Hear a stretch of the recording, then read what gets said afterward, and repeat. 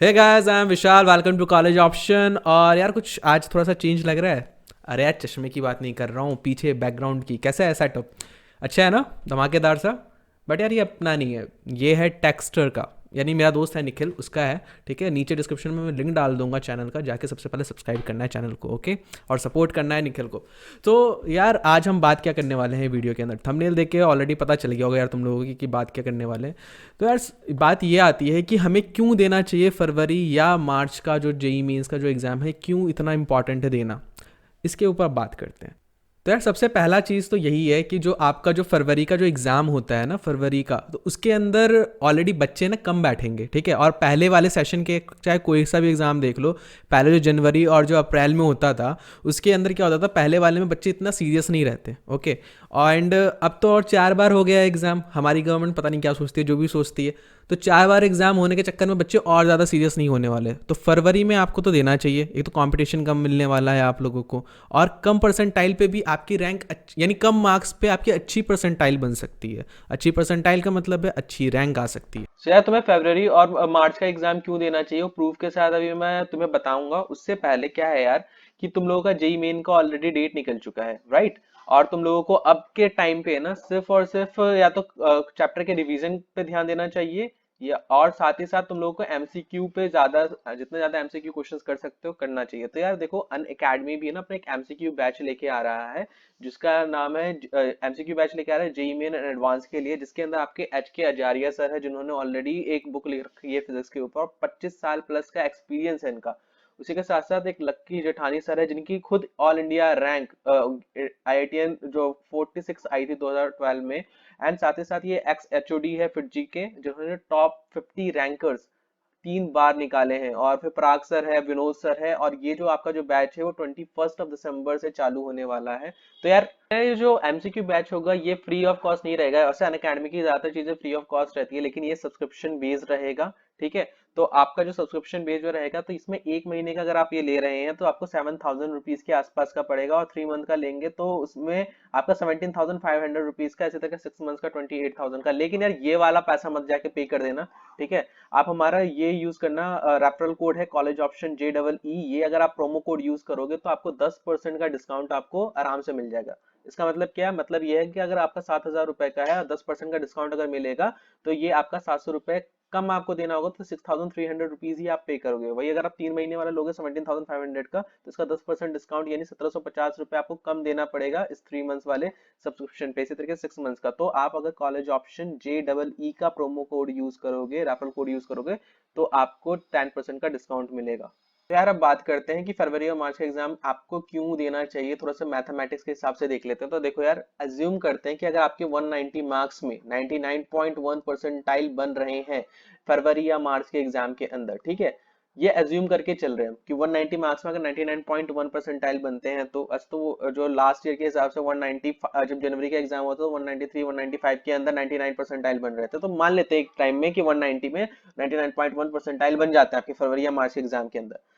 तो साथ ही साथ अगर मान लो आपने फिर अप्रैल या मई का एग्जाम दिया, तो मई का एग्जाम अगर आप दे रहे हैं और आपके 210 मार्क्स आते हैं या 200 मार्क्स आते हैं, 205 मार्क्स मान लेते हैं कि 205 मार्क्स आपके अगर आ रहे हैं उस समय, ठीक है, तो आपके अगर उस समय 99 परसेंटाइल बनते हैं, ठीक है, तो आपका जब रैंकिंग का जब प्रोसेस किया जाएगा, तो अगर आपको देखे जाएगा कि 99.1 परसेंटाइल अगर आपके इसके अंदर ज्यादा है, तो आपके 190 मार्क्स वाले को लिया जाएगा और 99.1 परसेंटाइल को ऊपर रखा जाएगा, और रैंक फिर परसेंटाइल के बेसिस पे फिर वो लोग कैलकुलेट करना चालू करते हैं। इसका मैं प्रूफ दिखा देता हूँ ये एनटीए के उससे, ठीक है, कि देखो यार एनटीए ने ये उस समय का था कि जब 360 के आसपास जब मार्क्स चल रहा था, ठीक है, तो उन्होंने बस एक वो दिया था कि अगर आपको ये परसेंटाइल कैसे फैक्टर डिपेंड करता है, तो उन्होंने दिया कि जब मान लो 4 सेशन का एग्जाम हो रहा है, ठीक है, उसके अंदर मान लो हाईएस्ट मार्क्स आपके पहले सेशन में 335 आए हैं, तो वो 100 परसेंटाइल वाला बच्चा है 346, 331 और 332। तो ये चारों बच्चे 100 परसेंटाइल वाले हैं, ठीक है। तो उन्होंने एक चीज कैलकुलेट करके दिखाई यहाँ पे। उन्होंने, तो यार देखो, एनटीए ने अपना ऑलरेडी जब दिखाया था तो उसमें ये बोला कि देखो ये 100 परसेंटाइल वाले स्टूडेंट है, ठीक है, तो उनको एक साथ उन्होंने चारों सेशन के इधर लगा दिए, ठीक है, 4 सेशन के उन्होंने 100 परसेंटाइल के हिसाब से लगाया। अगर आप देख रहे हो तो 346 सबसे ज्यादा मार्क्स इस बंदे के, लेकिन उसके बाद भी इसको फोर्थ रैंक दी गई है।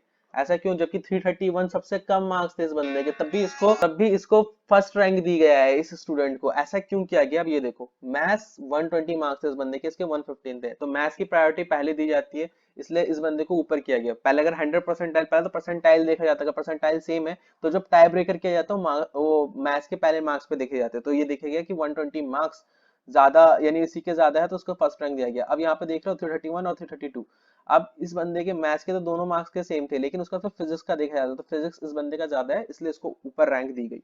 अब वही आप देख रहे हो कि फिर क्या कहते हैं, यही दूसरे बंदे का, जैसे इसका 346 था, इस बंदे का 100 परसेंटाइल आया, लेकिन इसी के बैच में, इस बंदे के बैच में, इस बंदे की जो परसेंटाइल थी वो 345 वाले की वो थी 99.99 परसेंटाइल। ये देख रहे हो आप लोग, 99.9 परसेंटाइल, लेकिन मार्क्स देखो 345 है।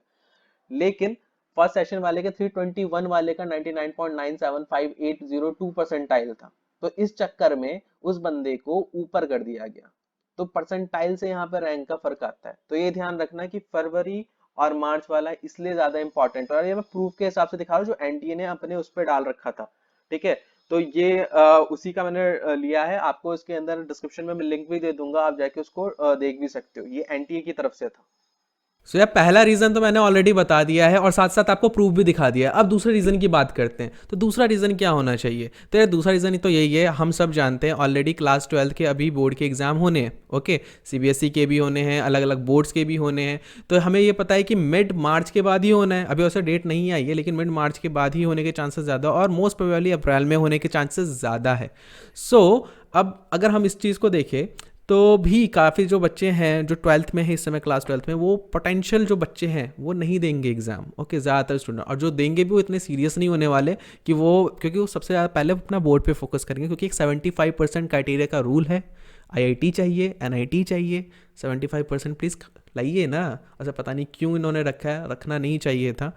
तो इसलिए बच्चे काफ़ी ज़्यादा ऑलरेडी उसमें एग्ज़ाम नहीं देने वाले हैं। तो आप लोगों के पास चांसेस बहुत अच्छे हैं कि आप कम मार्क्स में भी अच्छे परसेंटाइल लेके आ जाओ, और मैंने ऑलरेडी भी समझा दिया है कि किस तरीके से होने वाला है वो परसेंटाइल, कैसे रैंक को आपको डिसाइड करती है। सो यार मेरे तरफ से इतना ही था, तो थैंक यू यार इस वीडियो को देखने के लिए, और सब्सक्राइब करना मत भूलना कॉलेज ऑप्शन को।